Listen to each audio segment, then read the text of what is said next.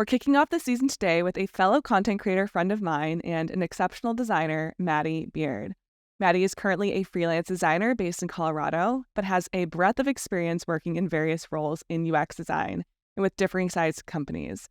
Outside of freelancing, Maddy has been a product designer at a few startups like Lunchbox and Bubble. She was a part of a super cool creative residency program at Adobe which was a number of years ago, and currently has over 24,000 subscribers on her YouTube channel where she's creating videos about UI UX design. This experience is exactly why I thought she'd be an excellent guest to bring on first to help chat through the nuance around what opportunities are out there when it comes to designing for digital experiences. So Maddy, thank you so much for spending the time with me today. Why don't we start all the way back at the very beginning? Where did you first start learning design and why did you choose this career path? Yeah, well, first of all, thank you for having me. I'm super excited. Thinking way back, I think in high school was when I first knew that I wanted to pursue something creative. In college and beyond, I was into fine art classes, but I didn't really see myself as like a fine artist. My older sister is an incredible fine artist, like painter. And I just didn't see myself doing that. I was like, I don't have those skills. That's just not me. But I still felt like I was a creative person and I had to do something with that. So I learned about graphic design when I was, I think, a senior in high school. And I just started kind of touring colleges based on wanting to go into graphic design, even though I didn't really know what it was. Alexa, I know you did graphic design too. Did you even really understand what it was? I was going to say, you were going in? I feel like we were the same person back then because I That's so funny. had at least come across the major graphic design. I liked project-based work. I did my art classes. I wasn't very good at illustrating or drawing to the degree same. that I'd want to be an artist. So that's so funny you say that because we share the same similarity there. That's hilarious. Yeah. So I just kind of went in and wanted to explore what it was. And when I toured specifically at Penn State, where I ended up going, that was a program where I could really get in there and see what the students were doing. They had this whole studio space that I eventually became part of. And one of the seniors just saw that I was walking by, was like, hey, want to see what we're working on? Want to see, we're putting together our portfolios for the end of the semester. Very cool. And so it was super cool. I was like, oh, okay, I get what this is. It was a lot of branding and packaging that they did in my program. And I was obsessed with these people doing this stuff. And I was like, yes, This is it. Not only is this what I want to do, but this is the program I want to get into. And so, fast forward, that happened. And then that kind of launched my career in graphic design. And as you know, it kind of shifted more into tech after that.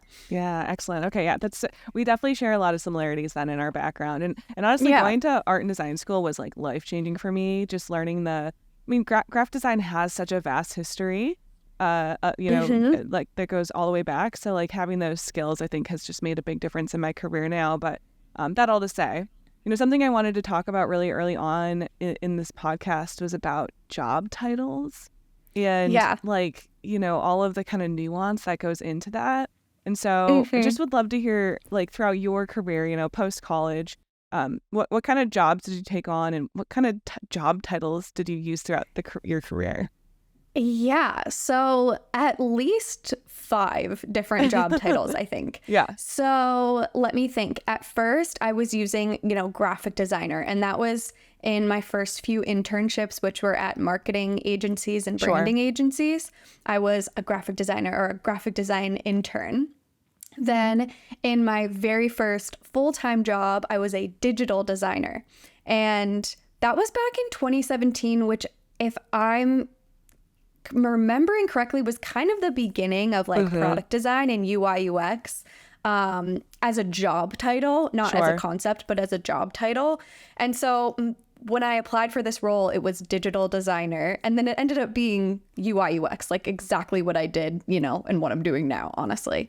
So that was a job title. And then I started using UI UX designer in future jobs.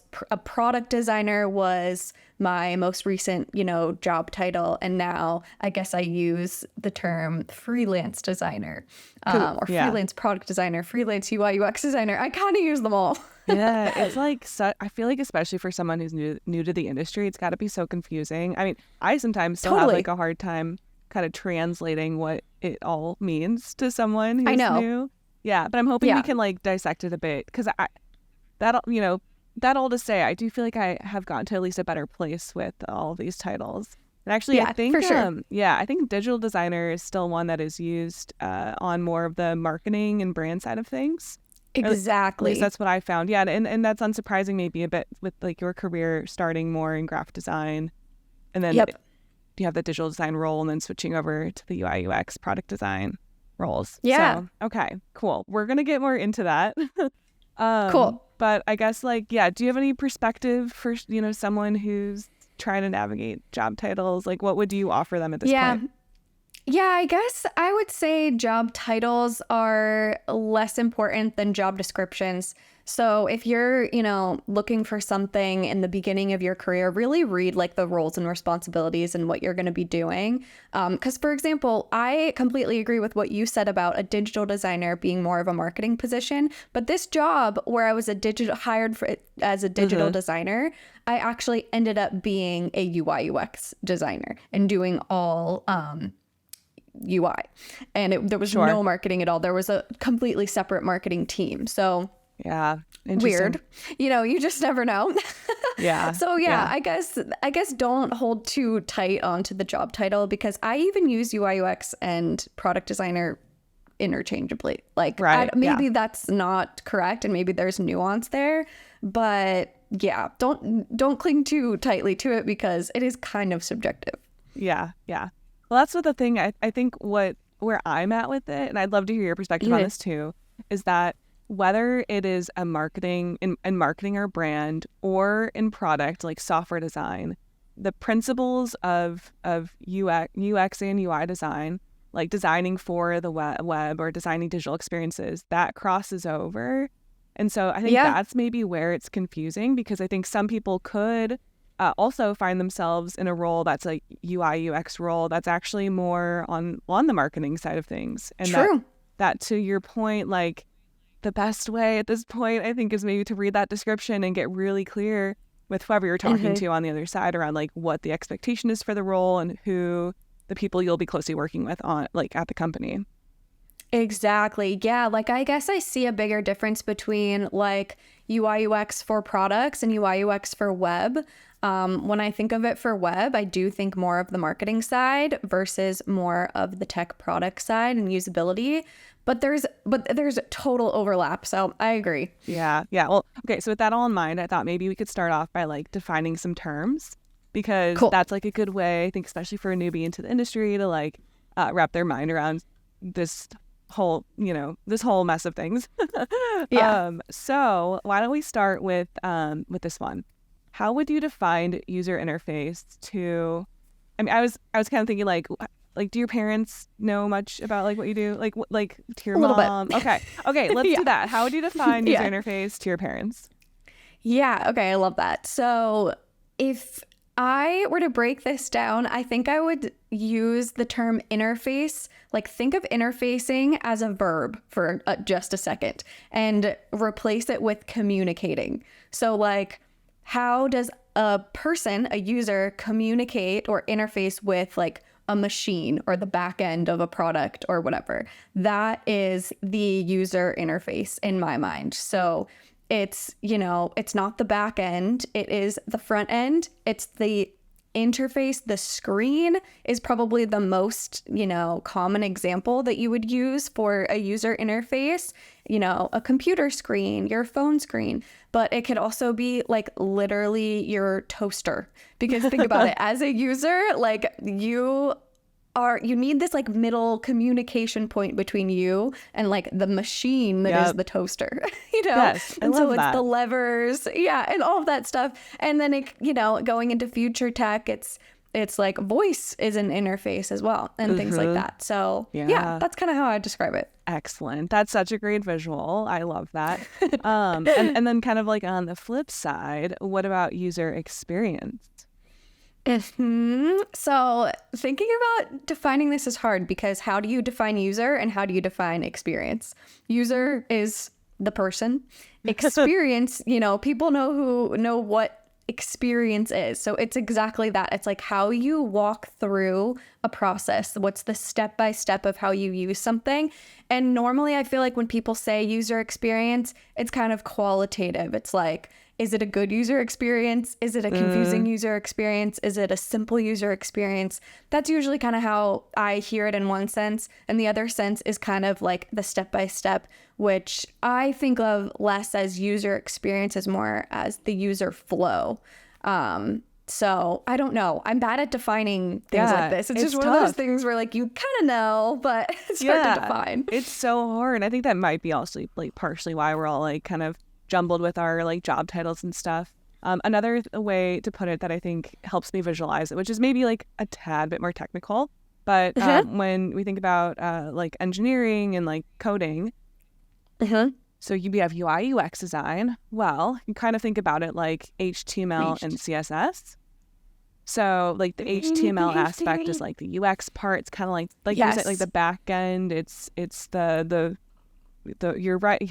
Not to get too like again. I'm not like here. I'm not going to be the best person to describe even like what HTML and CSS are, but like the written word around like how the thing is going to operate. The structure. Yes. Yeah. Thank you. I get it. Yes. And then CSS, that's the like the color, what it's sort of like typography you're gonna use. That's sort of like what we're gonna end up looking at on the interface. So user experience can kind of be like HTML, and then user interface can kind of be like CSS. But it's much there's much more to it than that. But that's like another way. Yeah, no, I like it. that. Yeah, I like that comparison. The UX is more like the process versus the UI is more visual. Yeah, exactly.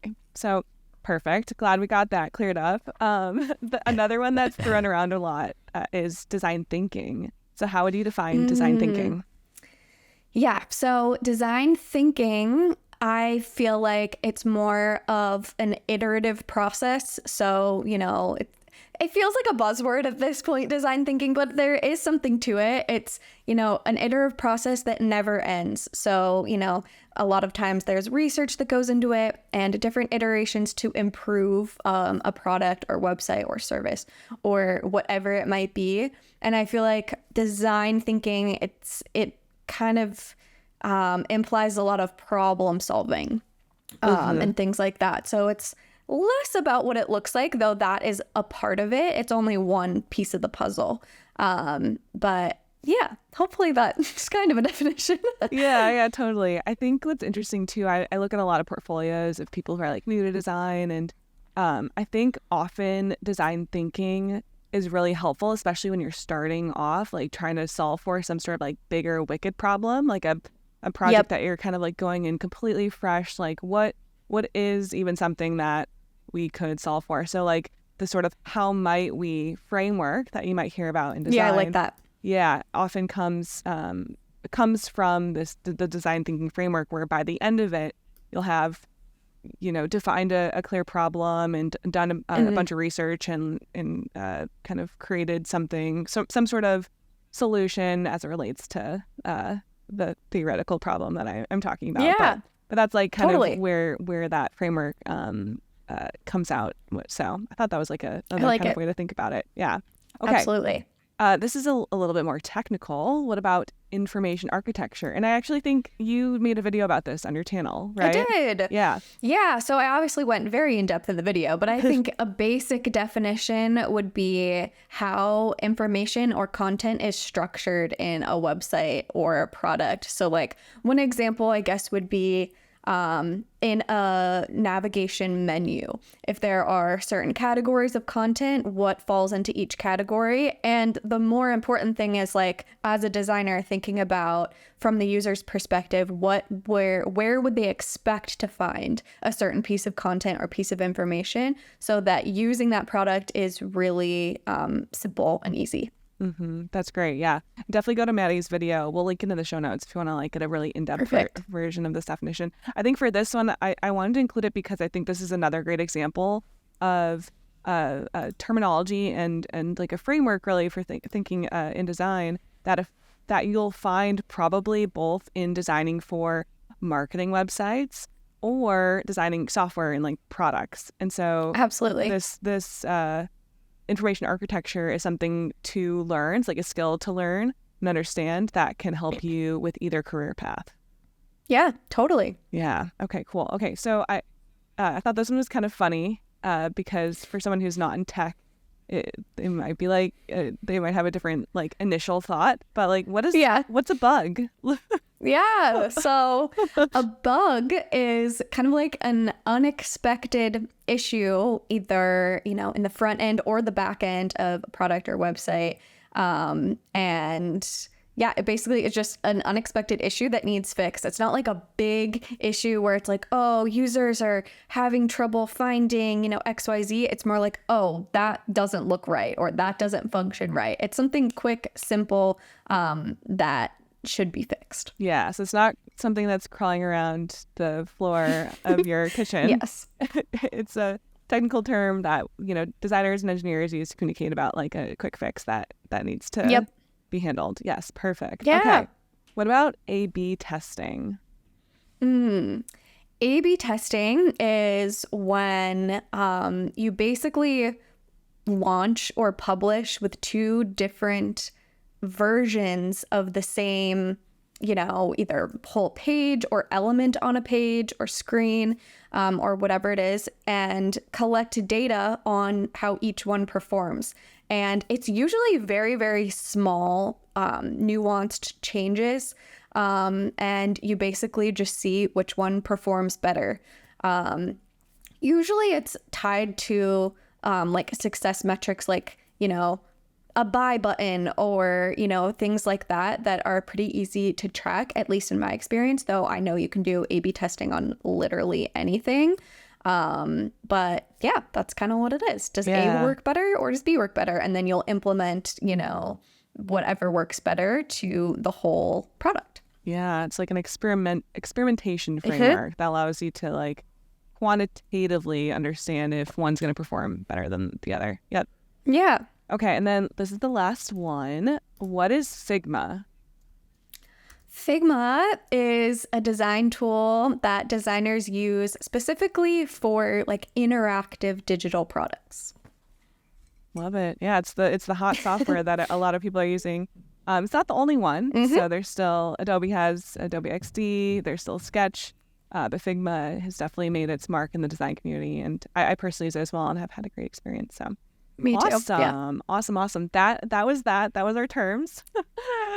Yeah. So in the very beginning, when I was doing that kind of thing, it was mostly in internships and it was a lot of branding work.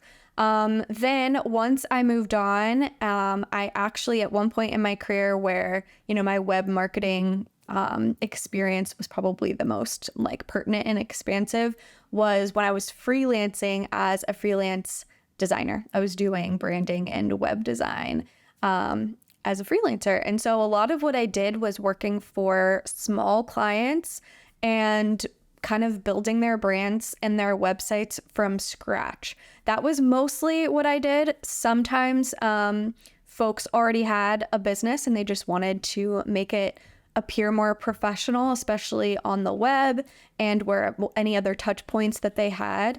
I worked with a lot of yoga teachers and wellness companies that sort of just became a little niche because a yoga studio was the very first client that I had.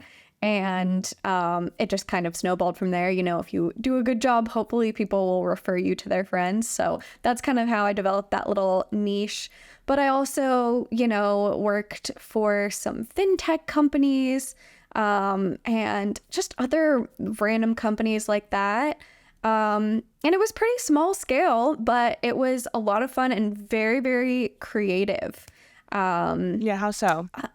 Yeah, I mean, I guess just in contrast to what I do now, which is creative in its own way, I'm coming up when I'm doing branding and web design, mostly branding, I guess, is the most creative part. It's like, coming up with a theme or an idea or something that can really like catch on to someone's emotions, at least on a small scale of like, you want someone to connect with a logo, with a, brand voice, a visual, brand voice. And so, fun things like color and typography are things that I would spend hours and hours at a time looking at and iterating on. Whereas now I feel like I usually am working with a brand that already exists. So that work had been done for me. It was really fun sort of back in those days to just like totally have, this a say in, recommending what I think my client should go forward with for their brand.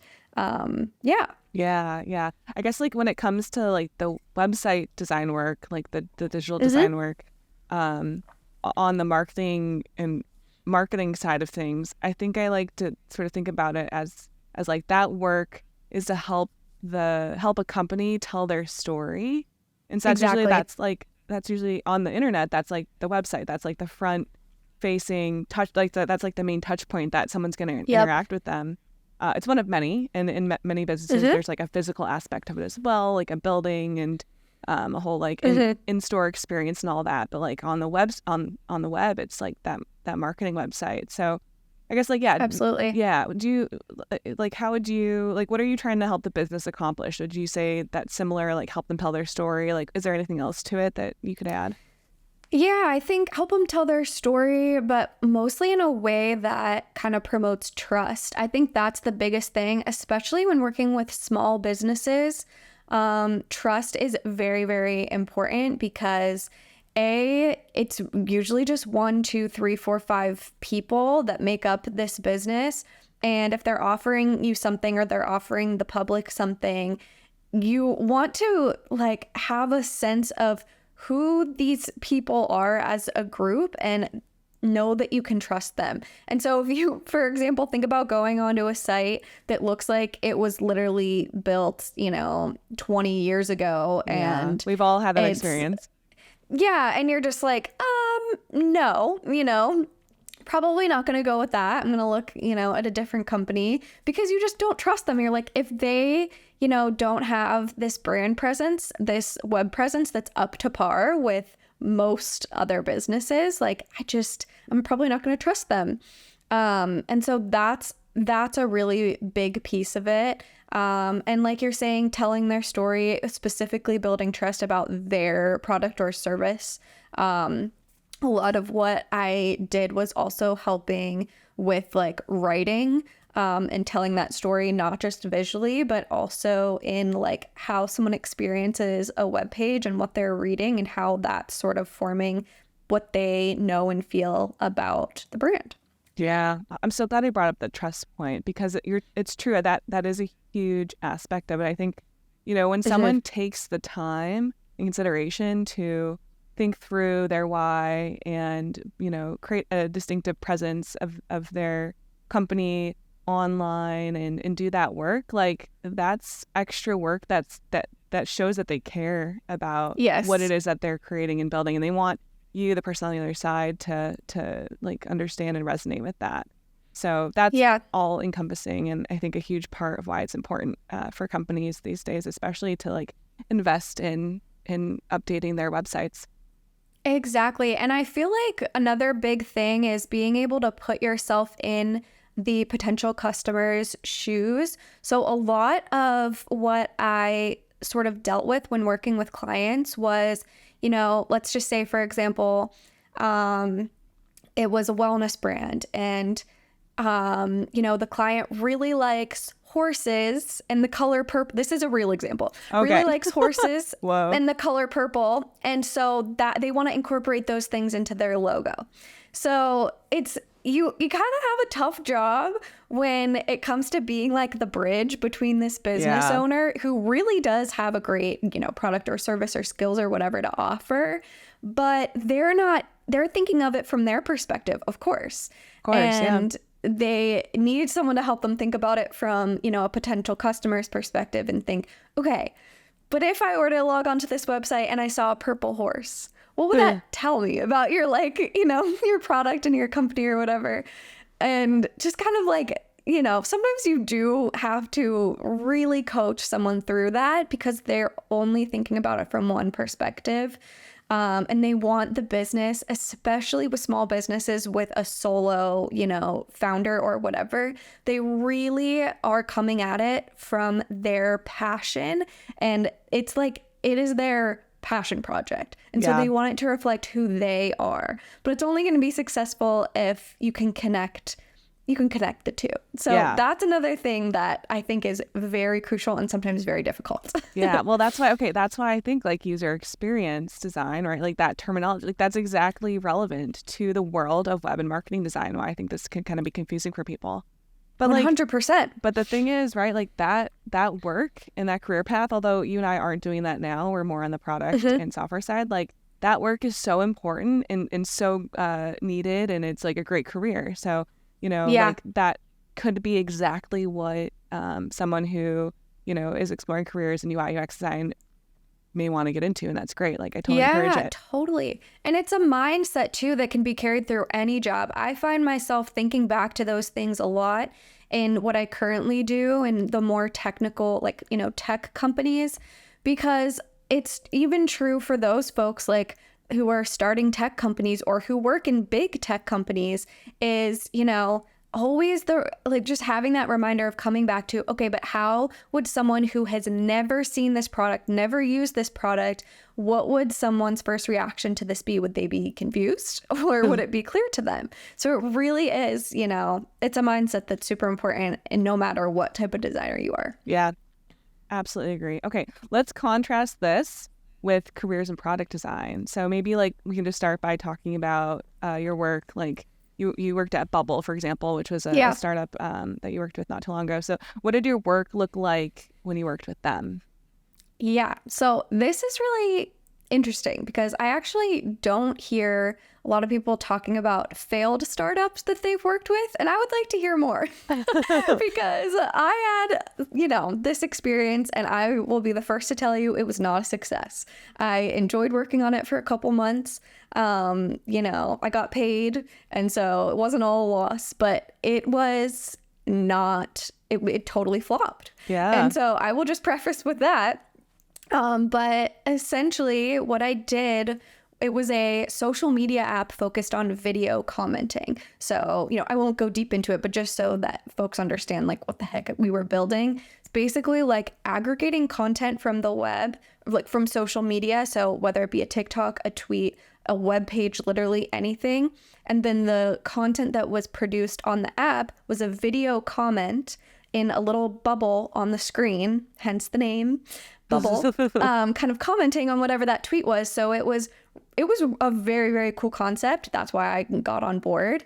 And so, yeah, it was cool. Yeah.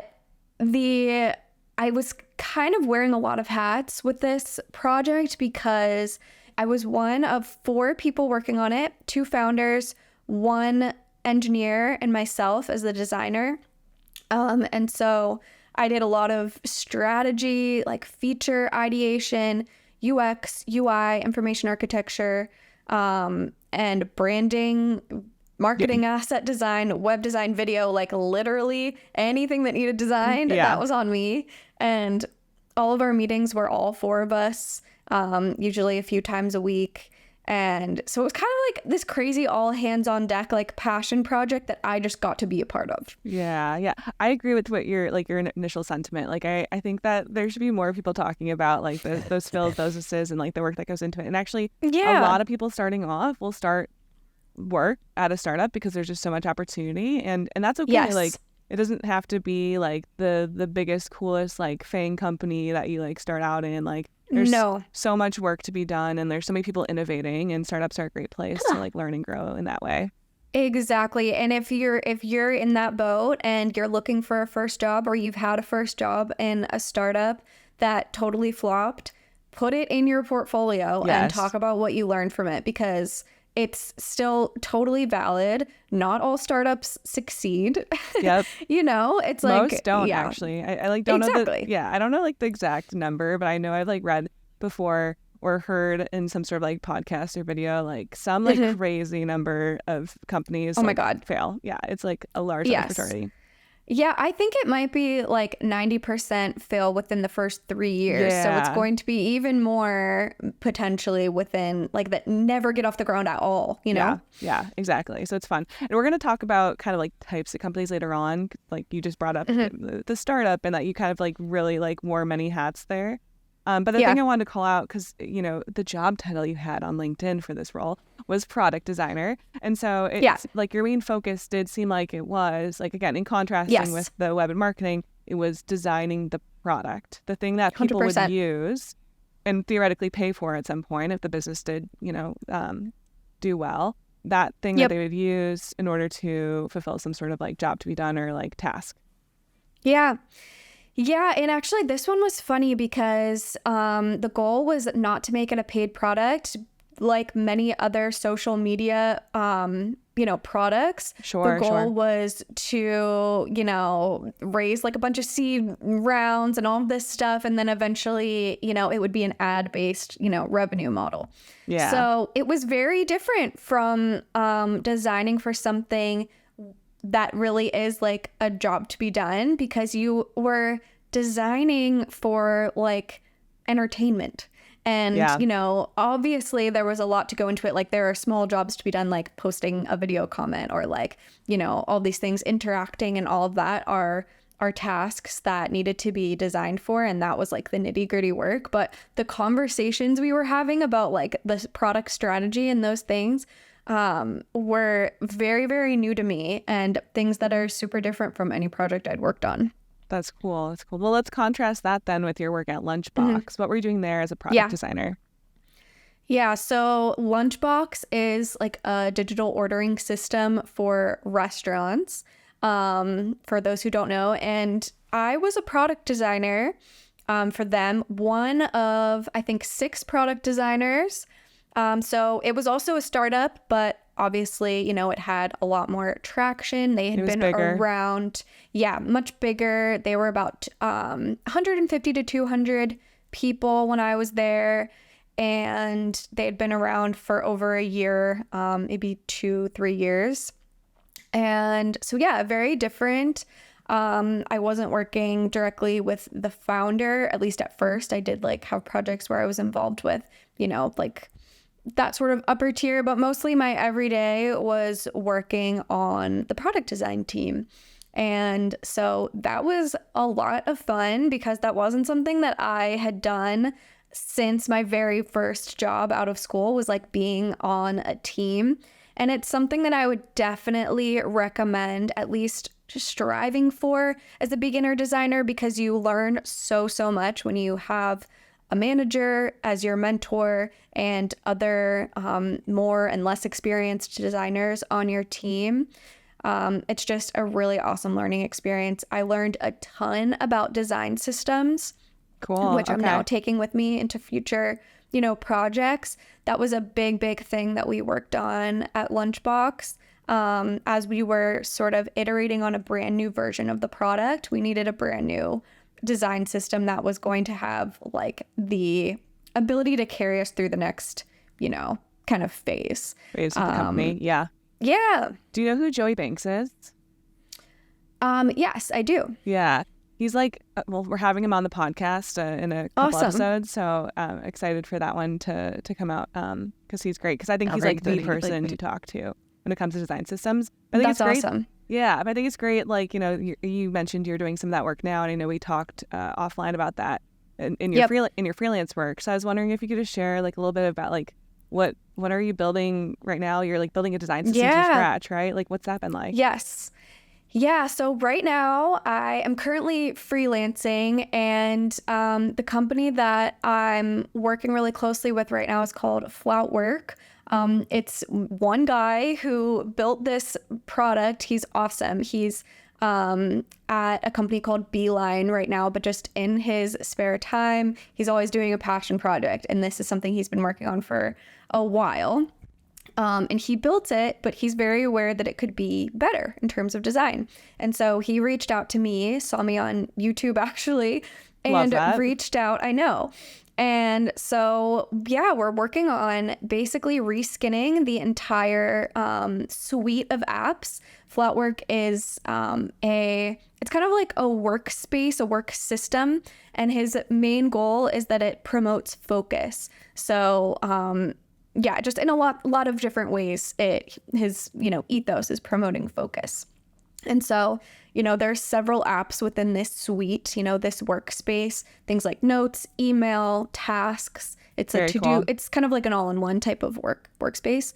And so we're reskinning each of these apps. And as I go, I'm looking not just at how can we improve the design system and the UI and the brand, but also at the UX. I kind of spent a week using this product and making a very detailed audit of things I ran into that I feel like were a bit confusing or could be better or could be pushed or could be scaled back or could, promote focus. Yeah. And a big part of that is working on the design system. So yeah, it's very fun. Yeah. Okay. Can you talk a little bit more about the audit work? Like what does that deliverable look like? Yeah, so I really like working this way because a lot of times clients don't really know what they need from a designer until you show it to them. Yeah. Like they're like, okay, I know the design needs to be better. I built this again from my perspective. I'm having a couple other people use it, but I need a designer's perspective. So I feel like a really good way to give a client that is through an audit. And so what I did for this client in particular, like I said, I went through, I used the app, I did, lots of digging in it, and I organized all of my thoughts into this presentation with tons of visuals, pointing at different parts of the screen, making notes of what I might recommend or problems I ran into and things like that. And then the end of the audit, and I broke it up into UX, UI, and brand, like visual voice. Sure. And then at the end, I kind of ended with my proposal. So if they were to hire me, what would this milestone look like? What would it cost? How long would it take? That kind of thing. And I think it was really helpful because it's not just like, okay, I'm hiring this designer, but I have no idea what I'm getting out of it. And yeah, I think it worked out super, super well. So now I'm just working through that design milestone, and it's going great. That's awesome. So was the audit the first project that you worked with them on, and then after that, exactly. Okay, cool. Can you talk a little bit more about that then? Like, is that a good strategy for people? Yeah, like what is? I've never done that. I think so. Yeah, absolutely. I charged, for it. I charged $500 for this audit, and so it's a really good way to kind of market yourself as a designer and what you have to offer to this company. Maybe it's a good fit, maybe it's not, but it's a really good way to see if it's going to be a good fit. If I outlined all of that stuff and gave this estimate and it wasn't something that the company could invest in at the moment, or they immediately wanted to launch and then collect data and then come back to design, I would know that up front, and so I think it's just a really good way to get on the same page, and I would definitely recommend it. Cool. Okay, well we'll talk a little bit more about that because I want to talk more about freelance as a like a type of career. How do we describe this? It's not like a type of company, but it's like a yeah, it kind of is because it's like your own way company. To be a designer. Yeah, a way to be a designer. Exactly. So I wanted to kind of get into that next because I think that this is another like really good thing for people to think about when they're starting out in their career. Is like, okay, do I want to join a startup? Do I want to try to like join a more established tech company? Do I want to go freelance? And you kind of have got it all, Maddy. I know. So, and like the advantages and disadvantages to it. So like kind of rolling back to the startup Yeah. work that you did. What would you say are some of the advantages and disadvantages of choosing that career path? Yeah. So I would say advantages are it's more hands-on. You definitely get to have your voice heard because a lot of times you're going to be the only designer in the room. Disadvantages, there's very little job security. I was let go just on a whim. And yeah, that like we were saying before, the chance for success is sometimes really low.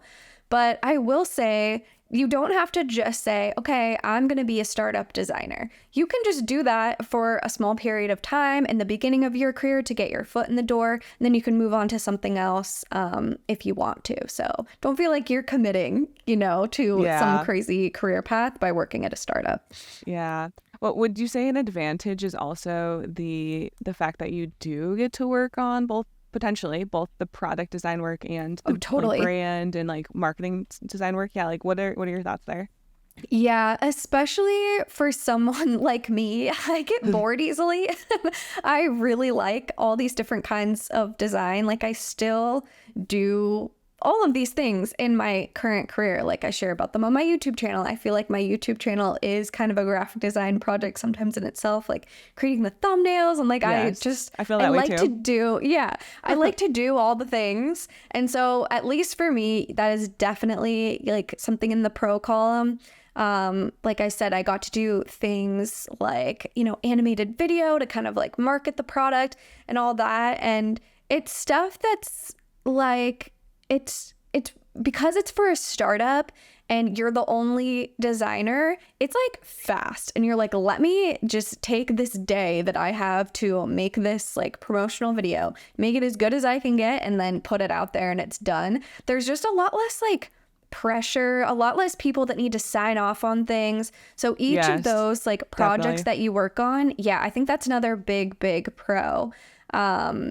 Each of these things you work on is just more experimental and fun. They're just more like fun vibes at a startup. I can't really explain why, especially a tiny one, or like you have no idea what's going to happen. Yeah, well, I mean, like the team is much smaller, so you're like probably like a lot closer with those people too, and like there's like a fun aspect of that as well. It's like so much more challenging when there's so many more people potentially involved in like one decision, or like you're not able to connect with everyone. Like I work at Zendesk and we're a fairly large tech company, maybe 6,000 employees. Like I don't know everyone who works at Zendesk. That's a lot of people.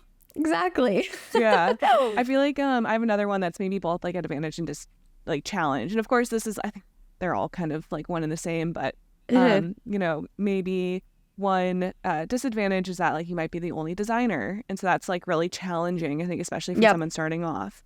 Yes. That said, maybe one of the advantages, and it depends what you want with your career and like what kind of goals you have, but like, okay, maybe there's not like a designer that you're working closely with, but maybe you're working really closely with like the CEO or a really, really awesome product manager, someone who's like in product or the technical side, like in software engineering. So like that's also potentially an advantage, like, for working at a startup. Like you'll learn a lot from the people you work with, but it might not be from another designer, so to speak. Yeah, totally. And I think those are really valuable things that you can sort of leverage for your next position. I feel like a lot of times people ask in interviews like, oh, do you have experience working with engineers? Like if you're one designer working with one engineer, you have tons of experience doing that. And you've experienced with them saying, we can't build this in time. Like, no, scale this back or whatever. You've experienced just like really making those tough decisions and all those things, those sort of compromises that are true no matter what company you work at. You're definitely gonna get that experience sort of in the startup world. Yeah. Okay, so I think the largest company you've worked at is Adobe. Is that right? For sure. Like you could say that? Yes. And that was a bit of a unique experience, I know, because you were a creative resident, but I still feel like it's worth calling out. So like, and as it relates to the sort of conversation around advantages and disadvantages to working at different types of companies, but like, so can you share a little bit more about your work at the during that creative residency. Why am I trying to think that word? Creative residency at Adobe, and then about the advantages and disadvantages of maybe like that experience.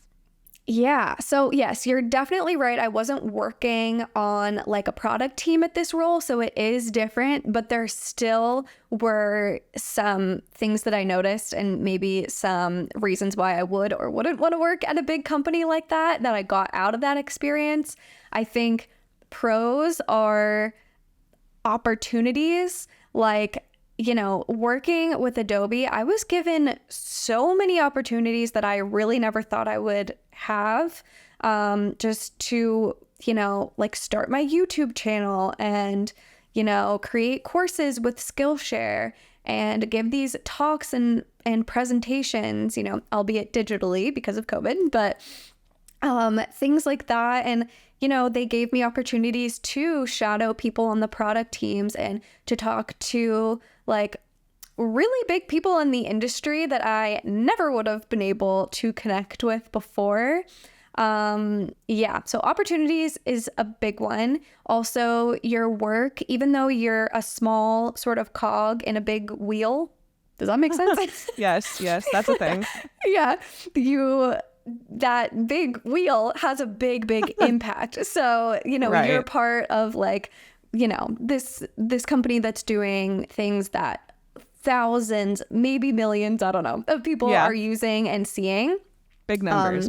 Yes, big numbers. I think for me personally, a big company isn't a great fit because of what I mentioned before. I like to move around and do a lot of different things. I get bored. I really don't like a lot of meetings in my job. I am someone who I like to work with people for sure, but I'm a very independent, like work producer, if that makes sense. I really enjoy putting on a podcast and cranking out designs. Like I love that. I wouldn't want to climb the ladder and be a manager, and that's something that a bigger company definitely puts you on the path of, at least a lot of the time.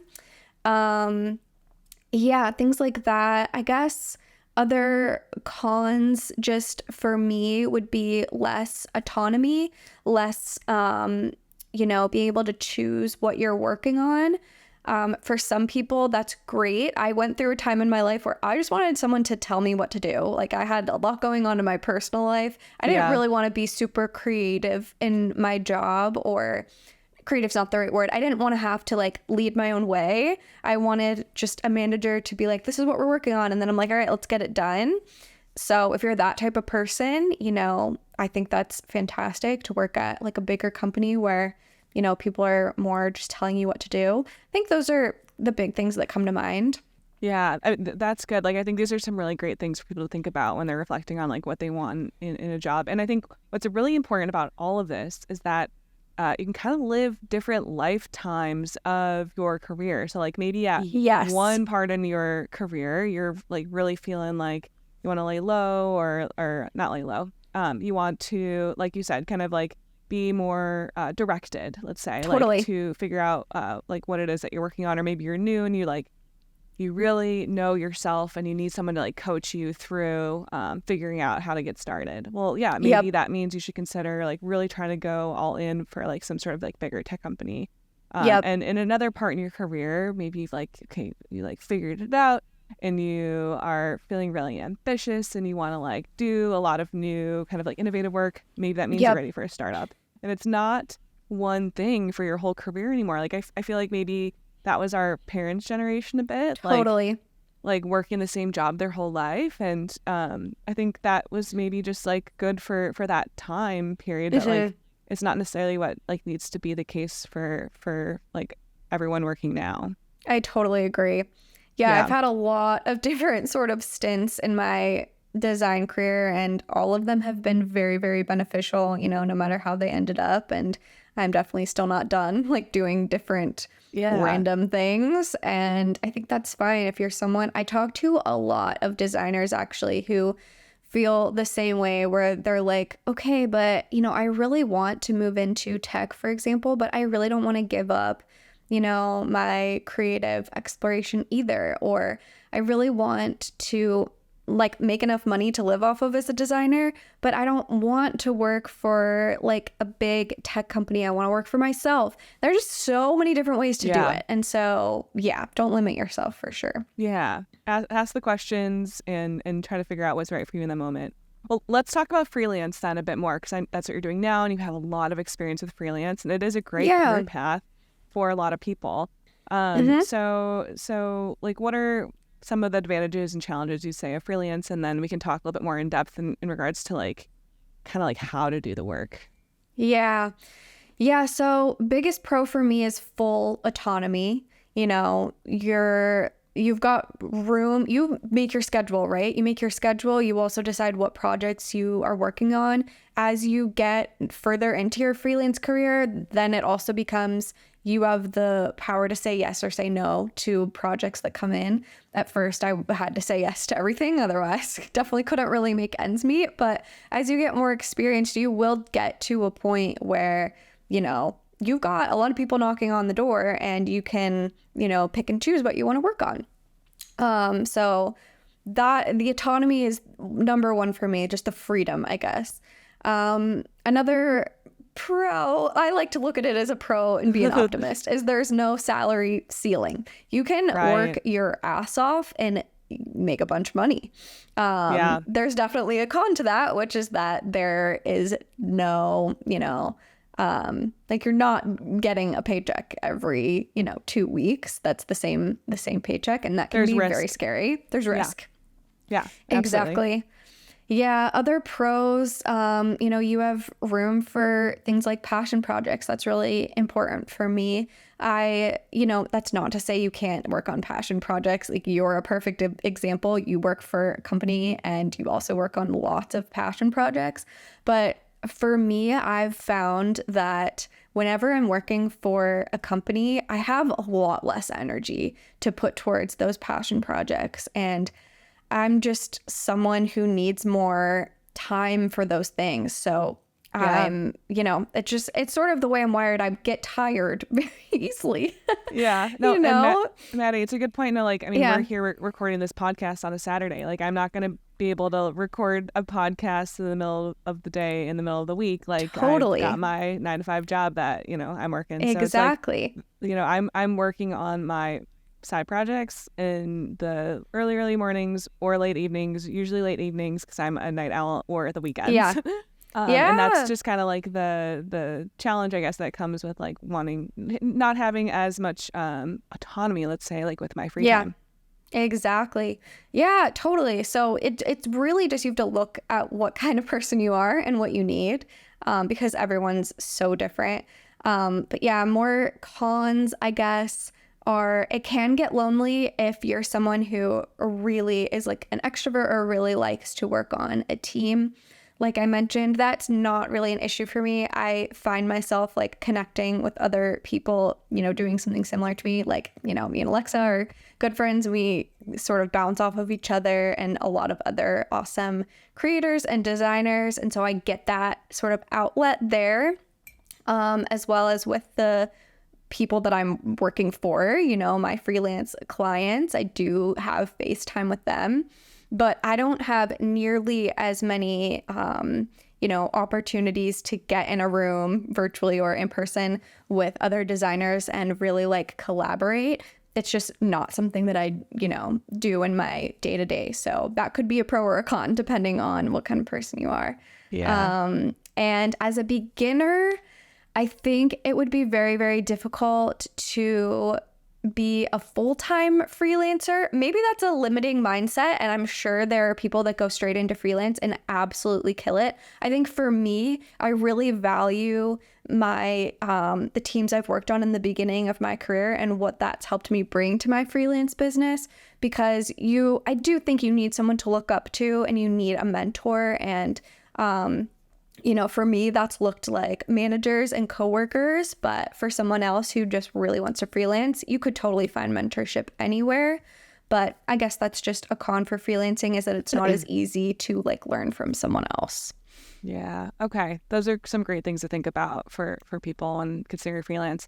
Just to kind of like dive a little more deeply into like how someone might actually make freelance work for them, like starting a business. how do you find clients, especially when you're like Yeah. first starting off? Yeah. So when you're first starting off, I would recommend getting literally any client that you can just to prove you can do the work and making the absolute most of it. So whether it is your uncle or, someone Yep. who is actually not paying you, whether you're doing it, maybe you're doing it for free in the very, very beginning, you're just you need to prove yourself to the world as a designer. And, you don't have to tell anyone that you're doing this work for free. You can be like, yeah, I'm a freelancer. I'm doing this. Like, look, this is what the website looked like before. I made it look way better. Hire me. Get that experience, because that is, as a freelancer, that is your resume, that's what you're going to show. People don't really care about your GPA in college or the companies that you've worked for. They just want to see that you can produce something that they want. It's like having the portfolio. You need Exactly. show and demonstrate Everything. examples. Yeah, exactly. Mm-hmm.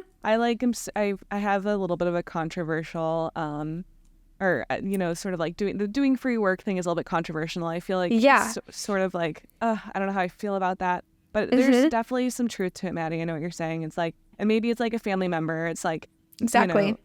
And someone who's not necessarily if a company's making a lot of money already, like that's, they need to be paying you no matter what. 1,000%. Right? That's a really good thing to bring up. Yeah, there's nuance to it. But like to your point, it's like, do work that can provide you with examples. You can put in your portfolio and demonstrate that you can do the job. Exactly. Yeah, that's a good point. Think about, because likely a bigger company that's going to really profit off of your work, they will pay you to do the work, so ask the question. But if it's a situation where you are in the very beginning of your career and you really just need the practice and you need to build up your portfolio, like, for example, I've been doing this series on my YouTube channel where I just find like UI designs either like on apps on my phone that I just don't like the design of, or, on Dribble or whatever. And I'm like, I bet I can make this better. And then I just practice my skills in Figma and make it better. And then there's like a fun before and after. Like, those are the kind of things that you need to start with, because you just need sort of the experience to show that you can kind of do this. And that's the very beginning. Once you start to get, you're a seasoned designer, you know what you're doing, getting clients is still not super easy. One thing that has really, really worked for me is going above and beyond for clients and then asking them to refer you to people that they, know. And so if you really just put in the time, under promise, over deliver is kind of what I would recommend. Like, really go above and beyond. Deliver it quicker than you said you were going to, or be more communicative than any other like designer would be. Like, these things that really make you stand out are going to make people say, okay, it was really great working with this designer. I would totally work with them again. And I'm going to, if anyone else says they need a website designed, I'm going to think of this person. That's how I got 100% of my work in the beginning of my freelance career. It's all about the connections you make. Yeah, absolutely. Yep. That's a really 100%. Good point. All right, we talked about audits. I love that as like a entryway into like getting clients, as well as like kind of like fairly low cost for a company to spend and like to understand how you work and like what they could expect from you as a freelancer. But what about like just generally speaking, like charging for work? I feel like that's this could probably be a whole episode in itself. Maybe we'll have to have you come back and talk more in depth about it. But like really like high level, at least, like, how does someone go about this, especially when they're first starting off?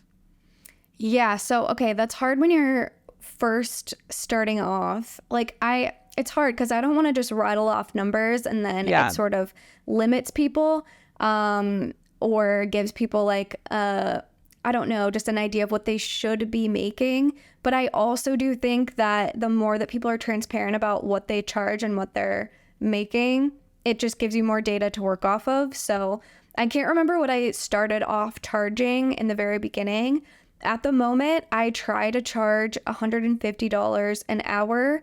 And that is basically what I do is I'll charge by the project, but in my head, I want to make sure I'm making that $150 an hour because I pay a lot in taxes, and I don't have 8 hours a day to like bill to clients because I do, other things, admin things, marketing things, YouTube things. Yeah. So I have to like kind of maximize that hourly rate, if that makes sense, as a freelancer. So what I'll usually do is think about a project, think about how many hours I think it's going to take me. More realistically, I think about how many weeks it's going to take me, how many hours a week that I can feasibly spend in Figma or whatever, like doing strategy, whatever the project entails, and then work backwards from there. So that's kind of how I approach it. There are scenarios where I'll just say, hey, this is my hourly rate. I charge $150, and it's usually what I do for more like production jobs. Okay. Like a lot of times companies will want like social media assets or something. And so that's something where I can just charge per hour because I'm not coming up with like a plan. I'm just, they need this many things designed, and I just tell them my hourly rate, and they, will hire me or not hire me. That's kind of how I approach it. It changes all the time though. It's tough. I think that's really sound advice though. And the thing I remember learning about back in like design school too, because we had like a transition into professional practice class, was that charging per project was the best was the best strategy for billing clients. And that it goes back to the points all you brought up, which is that the time it takes you to create something is not as important as like thinking through what the actual deliverable is for exactly. At least for the client. It's like you might, for example, with you, Maddy, it's like you might in the middle of the day work on a video project for YouTube, and that like blocks off your time a little bit differently. And so for that client, that shouldn't matter. It's like they're asking you to deliver project work. Exactly. So it should be tied to that amount. Exactly. Yeah. And the other thing too is it kind of, if you're just charging hourly, it decentivizes you to work efficiently. Like yes, I feel like I've learned over the last however many years I've been a designer, I've gotten faster and more efficient at things. And that's part of like what I bring to a client project is, I've done all this stuff before, so I can do it pretty fast. And that's kind of what you're paying for. Like, for example, this current project I'm working on, like they're hoping to launch in, XYZ months, and a less experienced designer might not be able to get them there in that time. But I'm kind of using my experience to be like, no, I got this. I know we can do this. I've got the confidence, I'm sort of taking them through this process, and that's what they're paying for. They're paying for me to know what type of design they need and also for me to do it, And so if you're just charging hourly, you're really missing some of that value that you bring. Yeah. Oh, okay. I'm glad you brought that up. It's so true. It's like your value doesn't go down the better you get.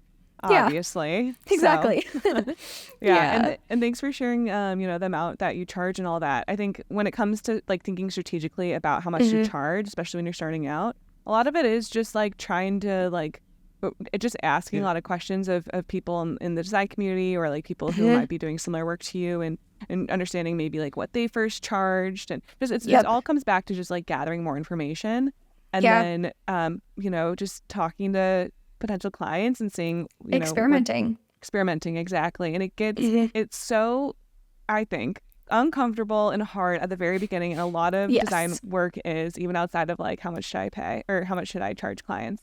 But with more experience and time, it gets a lot easier and you do become a lot more confident because you have that experience. Yes, exactly. And once, like, right, for example, the first time I upped my rate to this 150 or whatever, or the first time I, I came out with like a $5,000 like project proposal or whatever, terrifying. But then when someone said yes, the next time I went to do that, I had so much confidence. I was like, this person paid for it, so I'm worth it, Exactly. Yeah. It just all gets better in time. I think there's a song named that from when I was growing up. Anyway, this has been such a great conversation, Maddy. I really hope what people got from this episode is that, like, hey, look, UI, UX design, it is in job titles can be kind of confusing, right? Like, make sure you read the job descriptions. UI and UX design could apply to roles in marketing and brand design. They could apply to product and software design. Both are excellent career paths. They do have different types of work and deliverables and like people even that you might be working with. But both are really great. And so just, kind of reflecting back for yourself, like think about what exactly you want and ask a lot of questions and I'm certain you'll figure it out. But that's what I was hoping. And then we also talked about like different types of companies. You could try the startup, a tech company, go freelance. So anyway, Maddy, thank you so much. Is there anything else you wanted to talk about before we totally wrap things up? I don't think so. Thank you so much for having me, Alexa. Yeah, excellent. And like I said at the beginning, Maddy has this excellent YouTube channel too with a lot of great content on it. So make sure to go and subscribe to her channel.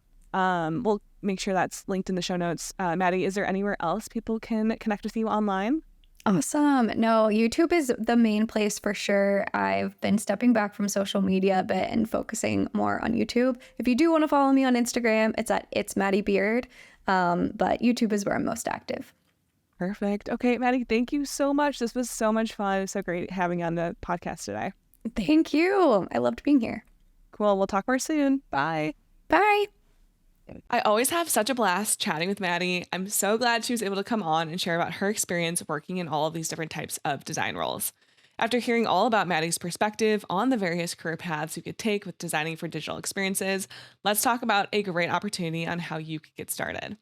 If you're ready to make the next step with your career in design, Springboard offers a 9-month UI UX design bootcamp with one-on-one mentorship, real-world design projects, and personalized career coaching.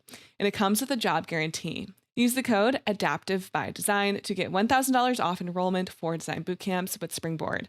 You can find more information in the description below. Thank you so much for listening. If you enjoyed this episode, make sure to subscribe so you can stay up to date as new episodes drop. Again, my name is Alexa, and you've been listening to Adaptive by Design, living the UX life. I'll see you next time.